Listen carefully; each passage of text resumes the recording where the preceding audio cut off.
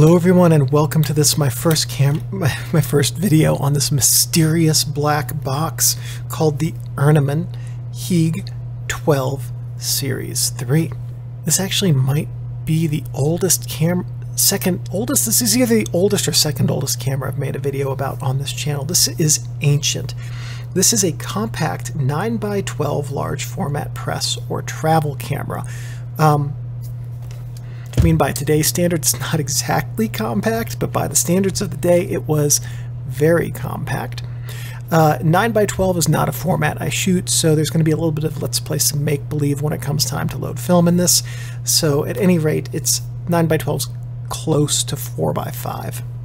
I think a lot of 9x12 cameras can hold 4x5 film holders, either straight out of the box or with some minor tweaks to something or another on it. Anyway, it's a format I don't shoot. We're going to leave it at that. This has no light meter. The shutter, lens, and speed were dependent on the option of the shutter and lens selected at the purchase. The version on this camera included this guy right here, which is an Ernemann Ernostar 15cm f4.5, and this was likely the top-end camera, a top-end lens rather, for this camera at the time it was sold. You might be asking yourself, why isn't the lens in the camera? Well, the lens I sent off to Carol at Flutots, and she fixed it for me because the shutter was only working on 2 shutter speeds. It was jammed up on the rest, so it needed to be fixed. But plus, whoever I bought this camera from didn't know how to close it, so they shipped it, and that jacked up the folding mechanism in it. And I don't shoot 9x12, so this is going to be going on my Intrepid as part of my travel kit because this is a tiny lens.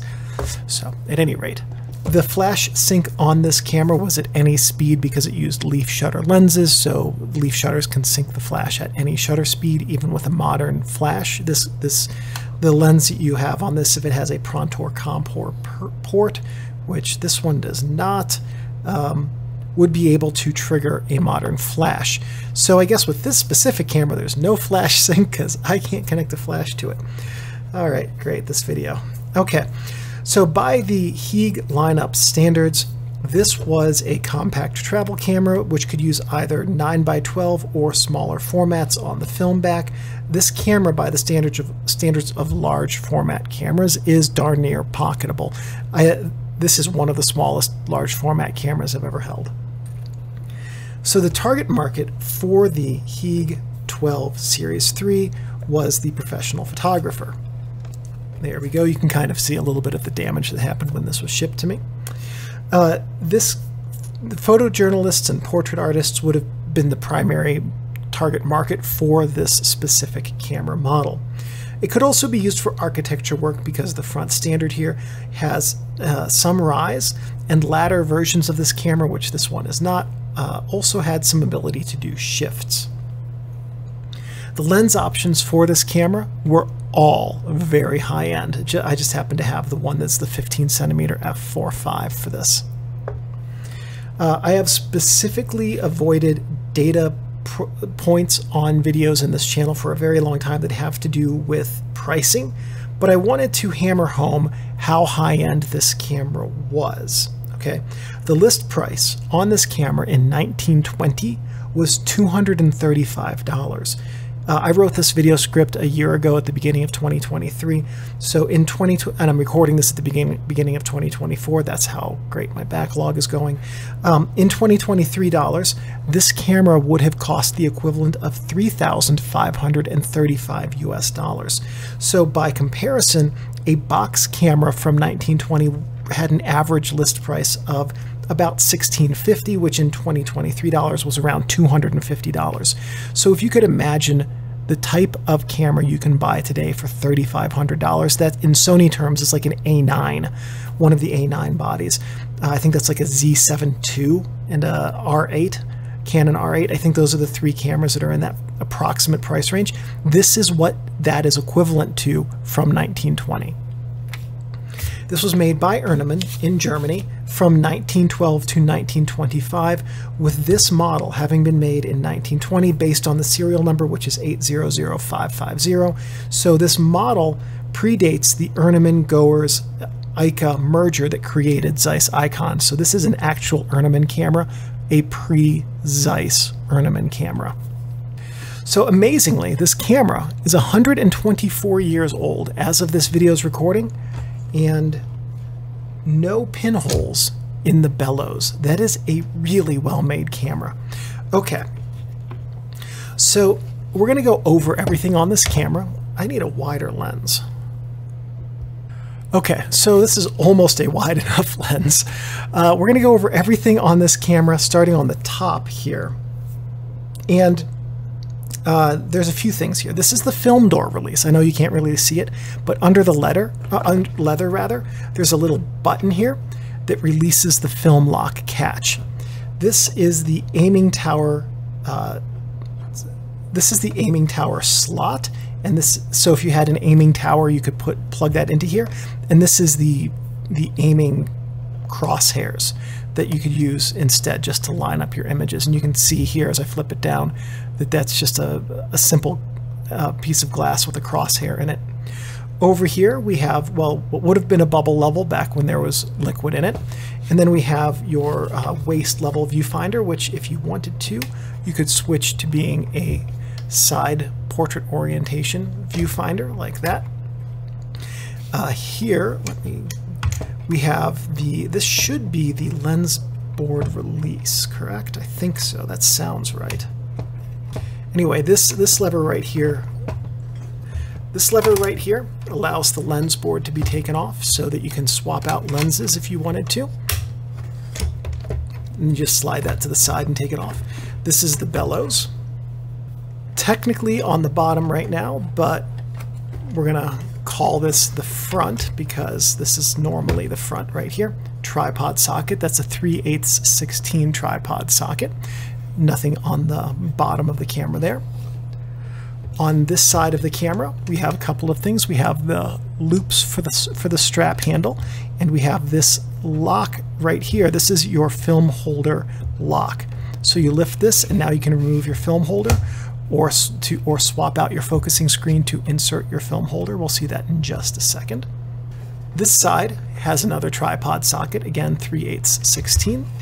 I'm going to fold this up really quickly, and then we'll take a look at the back of the camera. But I'm going to show you a couple things here that I think are really neat about this. When you flip the camera back inside, generally speaking, that goes with it automatically. I don't think I pulled it out far enough for that to happen, but that goes back in so that it flips out of the way. And then on the bed right here, we have a focusing knob so that you can close focus your lens by moving it out from the focusing screen and glass image plane. And then here we have a lock which will prevent you from accidentally advancing the lens off the front rail. And also give you could mark that, you could have that be your infinity stop, for instance, so you know when you reach infinity. Here we have Heag XII Series 3, the Ernemann logo right there, and I think that's all the key stuff on this. You can see also on the front standard, by the way, these clips are what allow it to move in and out, and then we have the knobs right there that do rise. On the back of the camera, not a whole lot here until we lift this up, and now we have access to the focusing screen, which has a light protecting shade around it. This shade's in pretty rough condition. It has some significant tears, including that new one that I just added, but that would allow you to focus your lens by looking through there. When it comes time to actually take the photo, we're going to lift up on that lock, and now we can slide that focus off of the back of the camera. You can see the ground glass there. Clipped corners, another sign that this was meant for a high-end user, especially somebody who would have been doing something like portraiture or architecture especially, with rise and fall, and wanted to make sure that their lens was not being risen outside of the usable image circle. That's what the clipped corners are for. If you do a lot of rise with your large formats, what you do is you look through the back here through the clipped corner at an angle, and if you can see the full circle of the back of your lens, then you know you are still able to get a full image projection onto your film, because you haven't risen it out of the image area.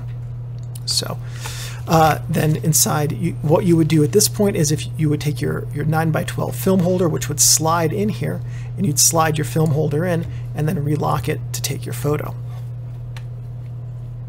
We're just going to slide the oops, need those screws. Those are for the lens mount. There we go. Okay. So we've just covered how to load film just like that. So basically we have covered everything there is with this camera with one quick exception, and that is that all of your settings are done with the lens. So what we're going to do is we're going to talk about this lens. Different lenses will have different interfaces and features, but let's treat this lens as being pretty typical of them. So with this, you don't have a light meter. You're going to have to calculate your own exposure, and you're going to dial in your shutter speed with this lever right here. So this is an older style of Chronos shutter. These have a slightly different way of working than modern large format leaf shutters. Here's your shutter speed, that's kind of normal. Here's your aperture selection down here, also kind of normal.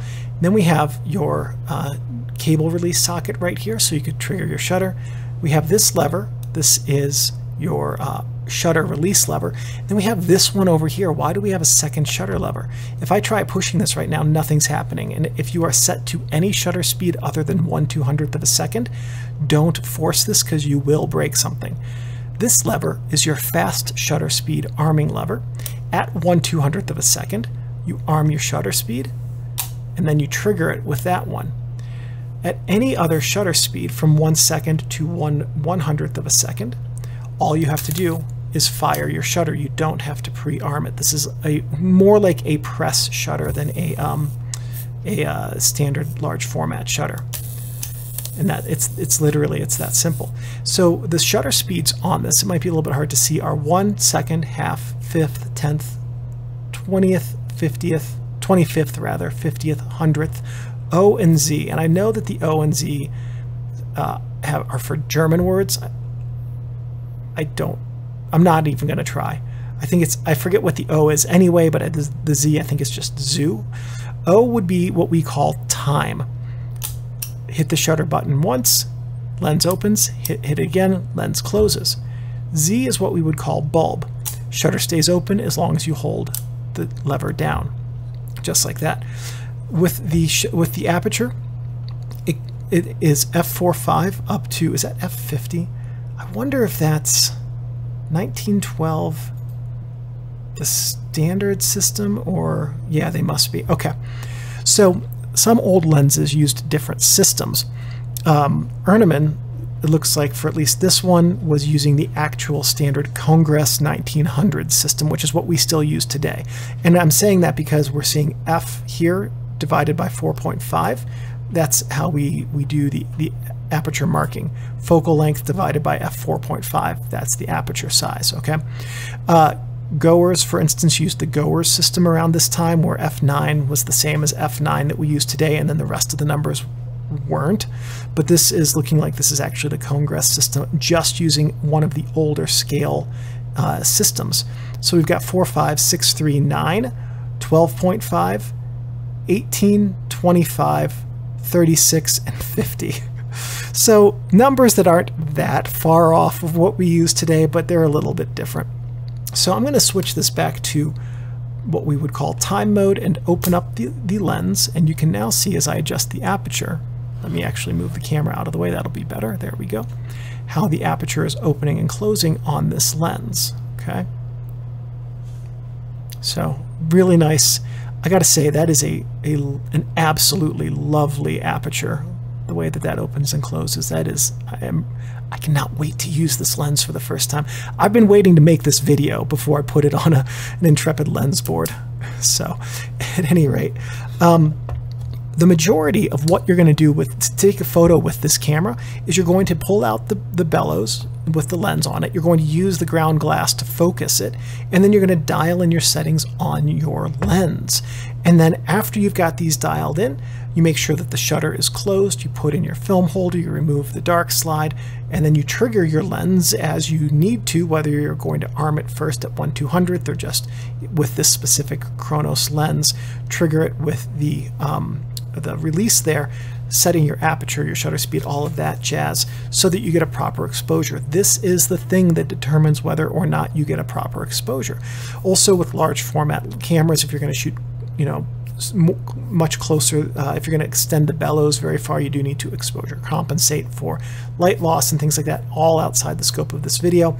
But at any rate, this is a much different type of camera than we would use today unless you're in the large format world, because this right here is really doing the crux of your work. This is just a light-proof box that exists to make sure that this lens can give you proper focus for what you're going to take photos of. And with that, I know this is a slightly different format than we usually use, but that is everything about the Heag XII Series 3 that I have to cover with this. An absolutely ancient camera that I'm just never going to be able to use, but that I cannot wait to start using the lens off of very soon. Thank you everybody for watching, and I'll see you in whatever camera manuals come next. Hey everyone, if that video was helpful, check out this other video that might be helpful too.